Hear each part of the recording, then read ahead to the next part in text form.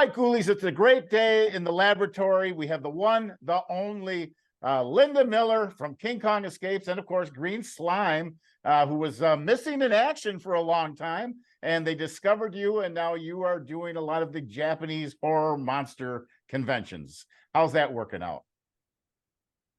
Yeah. Actually, it's working out really well because since the end of 2015, every year I've been at least 2 to 3, sometimes 4 conventions a year. On a good year, it's 4. But yeah, I've been pretty busy, so kind of amazing. All right, now for the new audience we have here now, they tell us once again the story of how you ended up in the movie King Kong Escapes and what you were doing in Japan. Okay. Okay, my father was in the Air Force, so I graduated a year early because I knew it was time for him to go overseas. And so they sent him to Japan. So my mom and I met. My dad went like in February, and then after I graduated, we joined him in Japan. And as soon as I missed my graduation because the flight coincided with my graduation. So I missed my graduation, but my dad told me when I got there that the little girl I used to live next door to in France was now in Japan, and she was having a graduation party. So that night I went to the party, and I met a girl there that was shorter than I am, and I'm only a little over 5 feet. So she said she was making money by modeling. So I got all the information. I went to the modeling school, and I started working as a model like almost immediately. So fast forward about 2 years later, I was on a magazine cover, a young women's magazine that every week came out. So myself and another American model, we would trade off every week. And so evidently, Arthur Rankin told me that he saw my magazine cover, and in his mind, I looked like Susan Watson to him. So he found out that I was living in Japan, and he found out how to get in touch with me. And then one day, out of the blue, he just called and said that he wanted to talk to me about doing a movie. So it was like Cinderella. Everything kind of fell into place, and here we are. Hey there, yeah, and really to think about, you were 18, you said, right? About 18 when you made the movie? I was 8. Okay, I got there when I was 19 and a half. Okay, because I think when I did the movie. I think your age and the character and everything about it. I think it really kind of played well to a kid audience. Even though adults watch these movies too, but it was a G-rated movie. For the most part, we'll talk about the one scene later, but with Doctor Who's demise. Yeah. But so that just seemed perfect. And I saw the movie at Kenosha's Roosevelt Theater, and I told you before, they had the wrong monster in the promotional for it. And but when the credits opened up and I heard the music in the submarine, I knew who made this movie and what it was going to be. And it's still a favorite. It's got to go in the player at least once a year or twice a year for sure. Yeah. I mean, and so many people I know, they talk about it. They talk about that film and they remember it from childhood, or they saw it on a TV The show music recently. is, yeah. Yeah. So now you get to meet the all music the is when it started. I'm sorry, what'd you say? Where we lost you a little bit on audio there, but I'm sure it's great to meet all the fans. I don't have to tell you how well the movie is remembered and regarded. I know. That's really surprising and very heartwarming, because when I go to conventions, the people that I'm meeting were little kids when they saw my movie. Now they're middle-aged or, in their 60s. And it's so funny because they remember me from that movie, and they still are fans on as they get older. And a lot of times they'll bring their children with them, and to kind of pass on, the movie and the fandom. Yeah, I'm sure that I know a lot of parents, they said that their kids have to watch all those old movies before they can watch the new ones, like King Kong Escapes, and they want to watch it with their Yeah, kids or the parents. When I first started my show, I was yeah.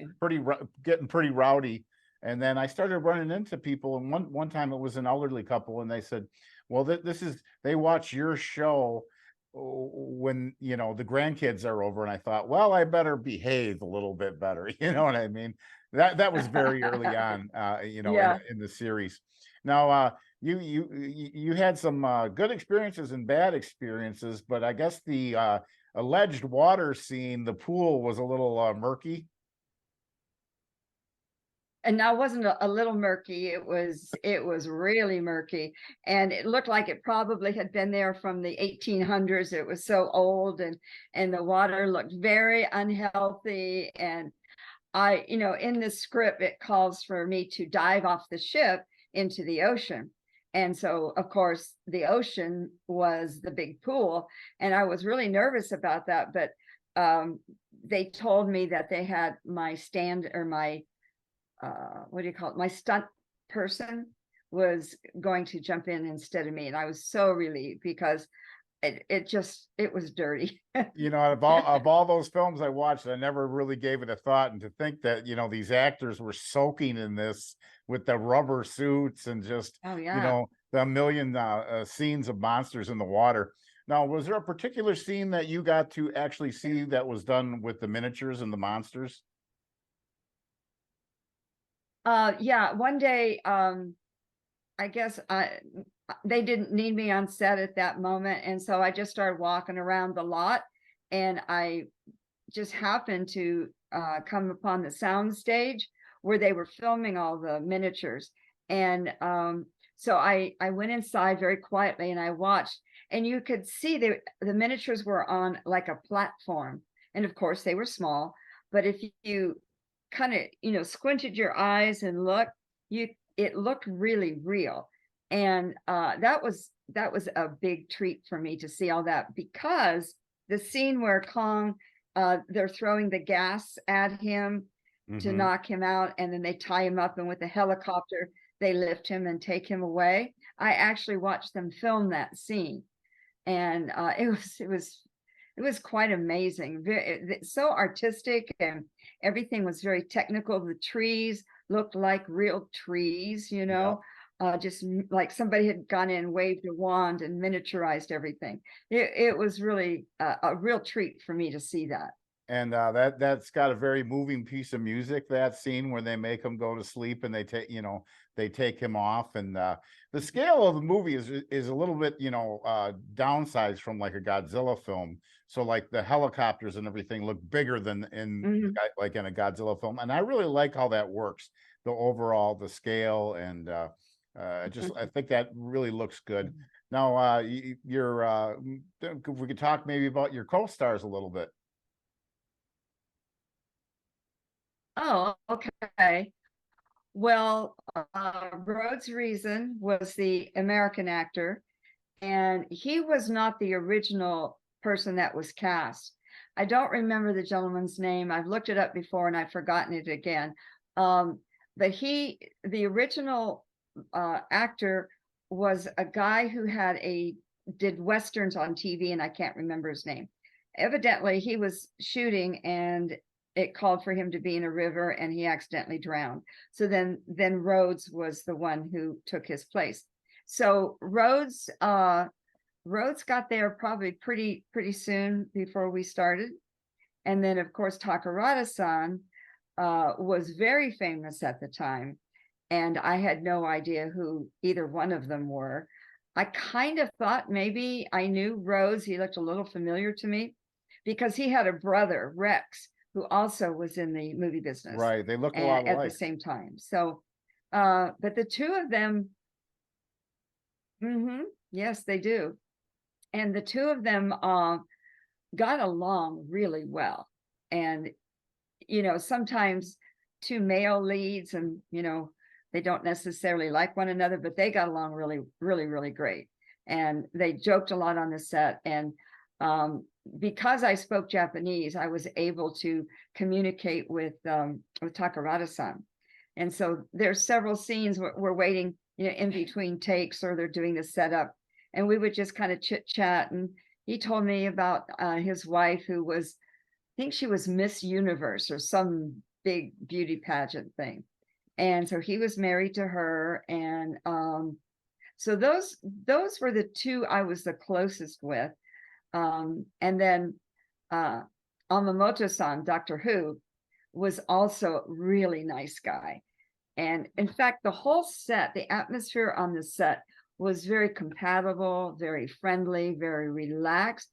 It was professional, but it was very relaxed. And even though I was nervous because I was new and felt very insecure about my acting, which I should have, it was very relaxed, and it helped take a lot of the angst away. But the only one I didn't really get to know was Hamamiya. And she had, or Madame Piranha, and she had just come off making the Bond film, You Only Live Twice, or something like that, And so I was kind of in awe of her. And I don't know if she was shy or standoffish. I'm not really sure, but we didn't have hardly any interaction at all. I kind of like watched her from a distance. Even we had very few scenes together, but when we did, I kind of like watched her from a distance, Right. Yeah. Well, you're right. There was only a couple of scenes where you're kind of together, but really not so much. But yeah, that was a great cast. Great. Bringing up the water, there was one time when she like lets us, we were captive, and she lets us escape off the ship, and we all at that time had to go into that ugly water, but we didn't have to go beyond our neck. So I forgot about that other time when we were in the water. Yeah. There's you take a shower real quick afterwards. There's like that'd be a great thing to, you should just get some dirty water, put a label on it, and sell it at the convention as, Rubberzilla water. This is from this. Yeah. Hey, that's an idea. No, you told me that on the radio show about the tanks, and I was just like, I never really thought about that. You think they could afford a filter, but I guess not, huh? Yeah, no. At least not in that day. I don't know what it would be like today, because I don't even think they have the land anymore, Toho. But yeah, it was definitely not my favorite. Who knows? It might be the same pool to this day where they're making they made the last one with computer graphics, Shin Godzilla. But there's supposed to be another Godzilla coming out this fall, so a Japanese one. Yep, that's what I hear. Yeah, I like the Japanese ones much better. I like the Japanese ones better, actually.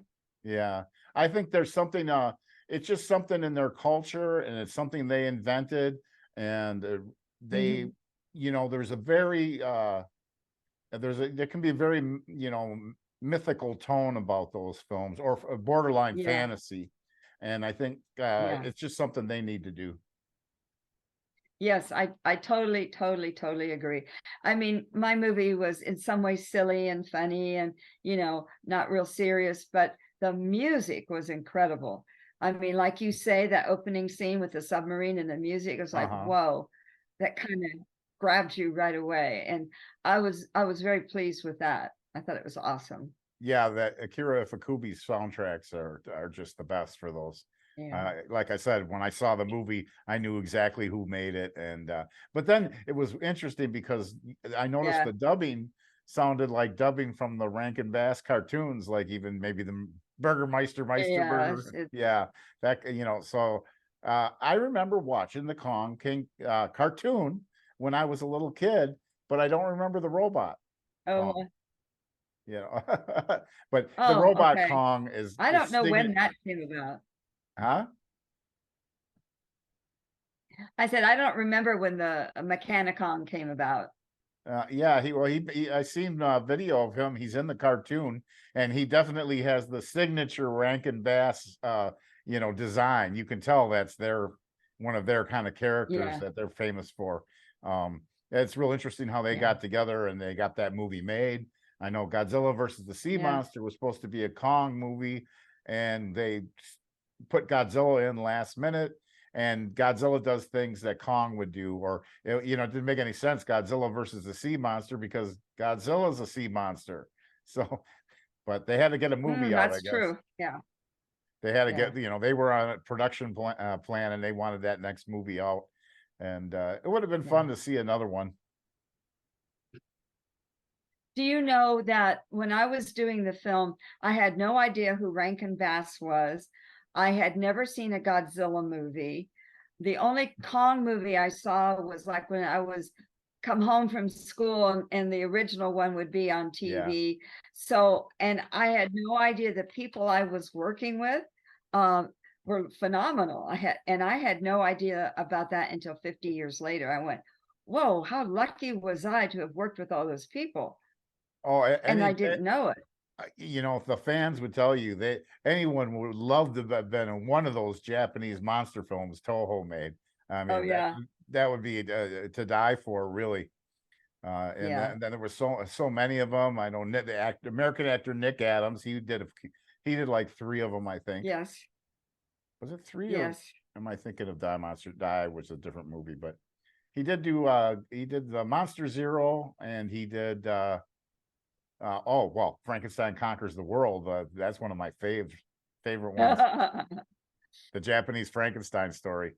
And it had a lot of good monsters in it. I do really think out of the 3 movies, though, in King Kong Escapes, Gorosaurus, the Tyrannosaurus Rex, is the most effective.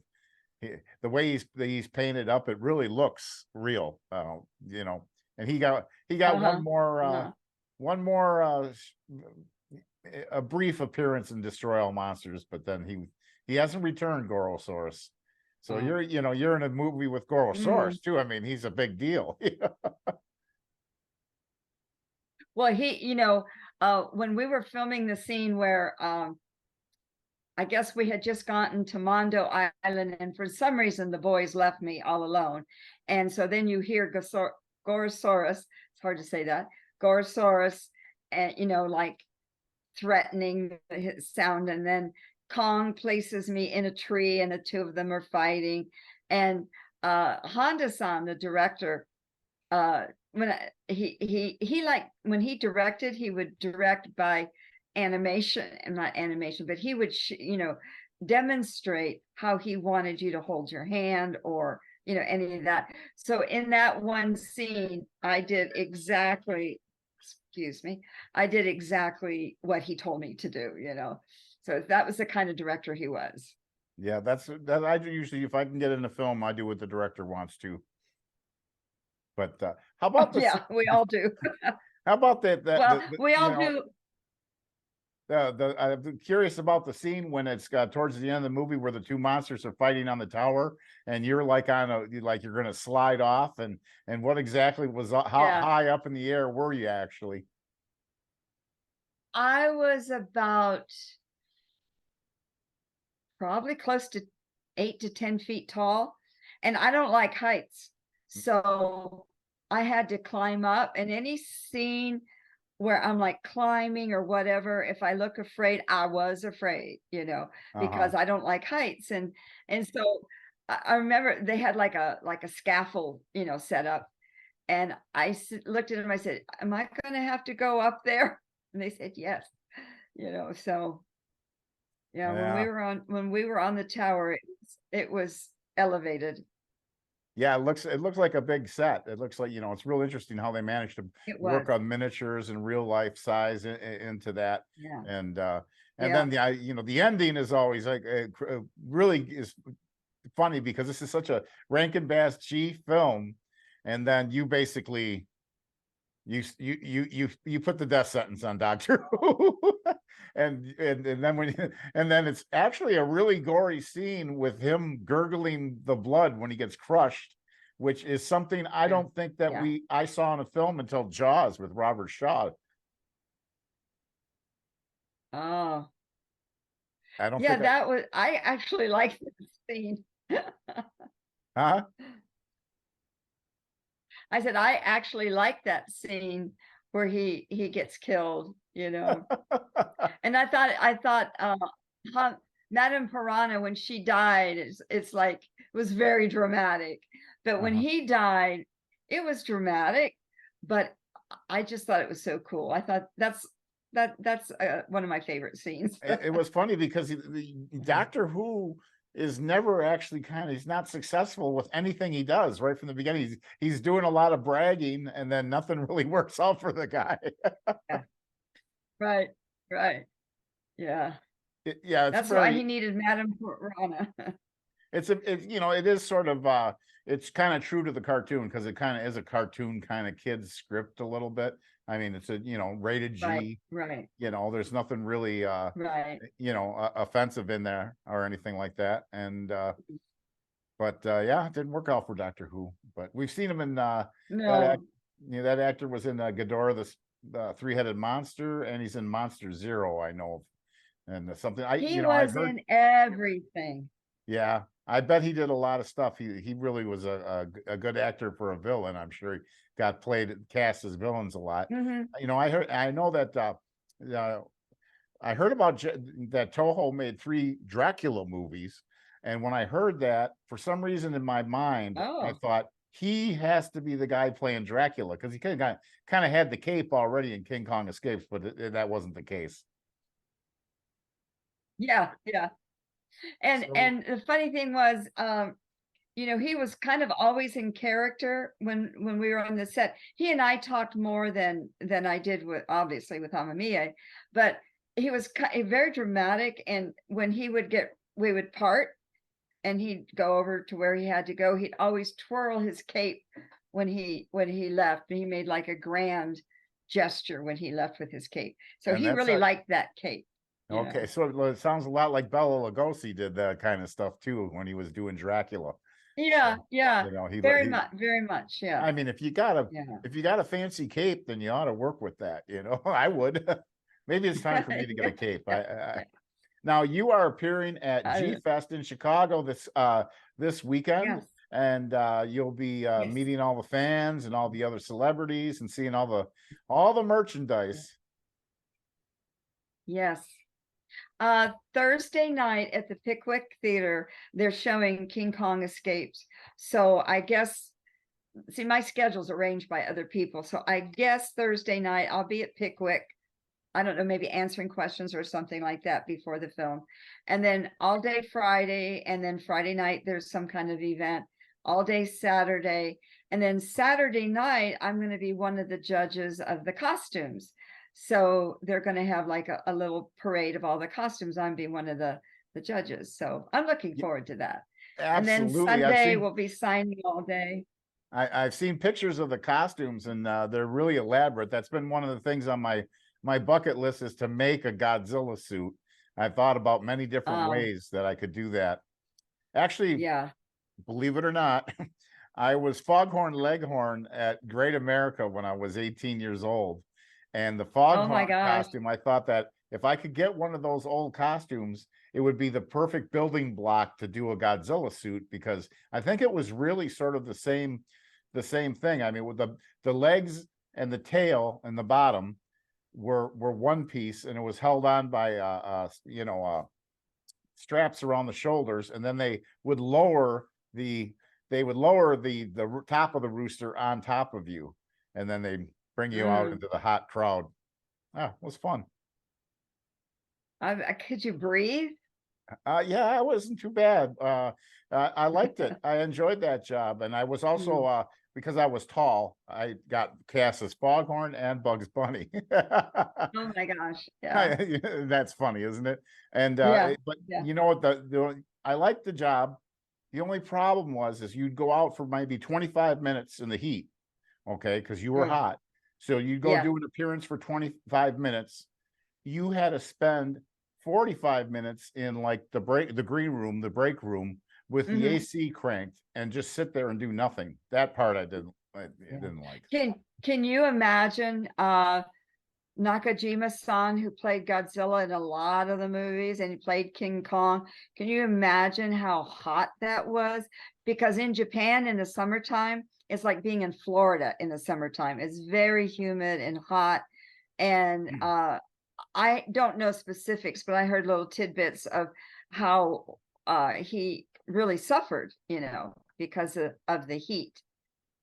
Yeah, they've got fire going on around them. Sometimes the suits start on fire.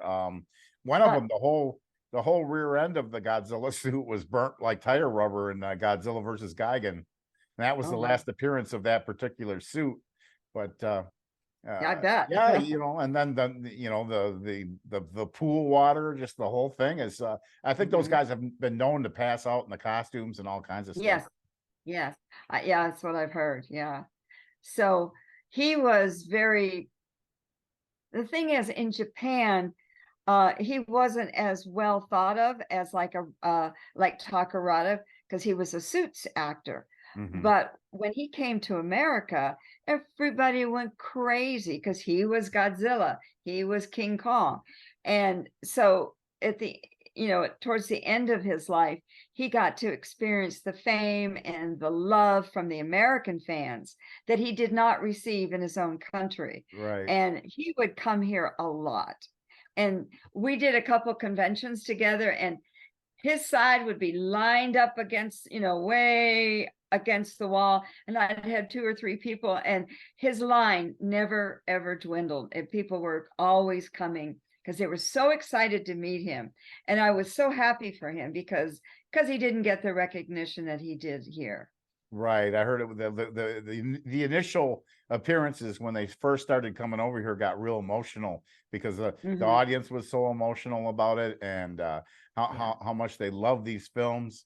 And it's a great legacy. They were really a big deal for me. So I hope you do really well at the convention. Again, that's this weekend. So we should have this. I do too. Up and running, and knock on wood. This is the very first episode of Dr. Destruction's Big Top Radio broadcast. So awesome. Well, yeah, we got to move on. Thank you so much for joining us today. Oh, my pleasure. Believe me. Thank you. Okay, we'll see you soon.